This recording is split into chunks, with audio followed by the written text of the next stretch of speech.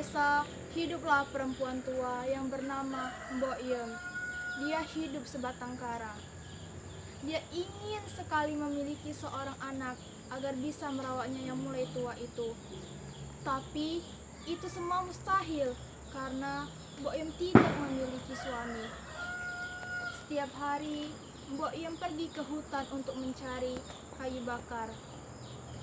Suatu hari Mbok Yem bertemu dengan raksasa yang sangat seram. Raksasa itu tingginya melebihi pohon. Tubuhnya mempunyai banyak bulu-bulu yang kasar. Tubuhnya gelap dan kukunya panjang dan kotor.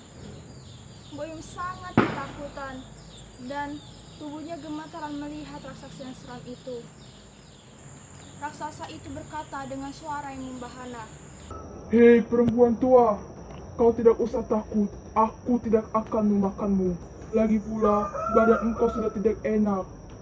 Aku kesini untuk mengasih sesuatu buat kamu." berikan beberapa benih mentimun kepada Mbok Yem. Tanamlah benih mentimun itu di halaman rumahmu. Kamu akan mendapatkan apa yang engkau inginkan. Tapi ingat, kau tidak akan menikmatinya sendiri.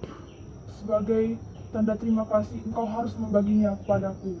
Mbok Yem pun langsung pergi ke rumahnya dan ia pun menanam benih mentimun itu di halaman rumahnya. Ajaibnya, benih mentimun itu berubah menjadi tanaman mentimun yang sangat buahnya lebat dan besar-besar.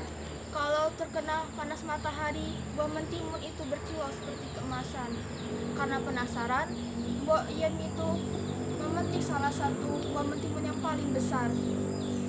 Terkejutnya Mbok Yem karena saat dibuka, mentimun itu berisi seorang bayi perempuan yang sangat cantik.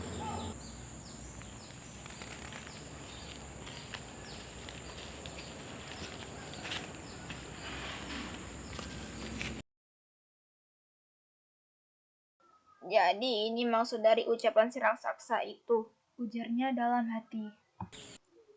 Keesokan harinya, Mbok Yem pergi lagi ke hutan untuk mencari kayu bakar. Tiba-tiba di hutan Mbok Yem bertemu lagi dengan si raksasa itu. Raksasa seram itu berkata, Engkau telah mendapatkan apa yang engkau inginkan. Mana janjimu kepadaku? Bagaimana aku mau membagi bayi menjadi dua, Tuan Raksasa? Engkau tidak perlu khawatir, perempuan tua. Kau bisa memilikinya sampai dia berusia 17 tahun. Setelah itu, anak itu akan menjadi santapan. Baiklah Raksasa, saya akan merawat timun emas sampai besar seperti anak saya sendiri. Timun emas tumbuh menjadi gadis yang sangat cantik dan baik hati. Kulitnya kuning langsat, tubuhnya tinggi semampai, rambutnya hitam berkilau.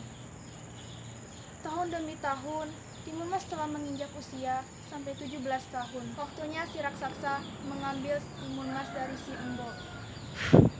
Tiba-tiba terdengar dentuman yang besar. Itu adalah langkah kaki si raksasa. Mbok Yem menyuruh timun emas untuk bersembunyi di kamarnya. Hai perempuan tua, mana timun emas yang engkau janjikan kepadaku? Timun emas sedang kekali, Tuan Raksasa. Badannya sangat bau. Pasti kamu tidak mau memakannya. Baiklah perempuan tua, saya kasih waktu seminggu lagi. Ketika waktunya sudah tiba, dia harus sudah bisa saya ajak ke hutan. Tentu saja raksasa, aku tidak akan mengecewakanmu. Raksasa pun pergi. Mbok Yem dan timun emas merasa lega. Tapi seminggu kemudian raksasa datang lagi untuk menagih janjinya. Timun emas pun bersembunyi lagi. Kali ini dia bersembunyi di dapur di dalam tempayan yang kosong. Hai perempuan tua, saya datang sini untuk menagih janji saya. Mana timun emas? Perut saya sudah lapar. Timun emas lagi menjual kayu bakar ke kampung sebelah. Tuan Raksasa, andaikan kamu lebih pagi ke rumah, pasti kamu bakal ketemu dengan timun emas. Baiklah, akan saya kasih lagi waktu 1 minggu. Apabila kamu tidak menyerahkannya denganku, aku akan menghancurkan rumahmu. Mbok Yem pun kebingungan dengan ancaman si raksasa itu. Dia merasa takut dan khawatir karena si timun emas mau diambil dengan si raksasa. Timun emas pun berkata dengan si Mbok Yem, "Aku khawatir, biarkan aku ikut dengan raksasa itu untuk menjadi santapannya." Tidak, anakku, aku tidak akan menyerahkanmu kepada si raksasa yang jahat itu. Ibu akan mencari cara agar kamu bisa selamat dari raksasa yang jahat itu. Keesokan harinya, Mbok Yem menemui si kakek sakti di gunung. Kakek sakti itu memberikan beberapa benih mentimun, sebuah duri, sebutir garam, dan sepotong terasi kepada si Mbok Yem. Seminggu kemudian, si raksasa datang lagi ke rumah Mbok Yem. Kali ini, raksasa tidak dapat menahan emosinya. Kakinya dihentak-hentakan ke bumi. Cepat serahkan anakmu, perempuan tua, atau akan saya hancurkan rumahmu beserta dirimu. Maaf Tuan Raksasa, tapi Timun Mas sudah pergi ke hutan untuk menemuimu. Kamu pergi saja, pasti dia sudah menunggu kamu di sana. Pada saat itu, si timun emas sudah keluar melalui pintu belakang. Saat si raksasa mau pulang ke hutan, raksasa itu melihat timun emas keluar dari pintu belakang. Raksasa itu mengejar timun emas. Meskipun panik, timun emas tidak lupa atas perintah ibunya. Pertama, timun emas menaburkan beberapa benih mentimun itu.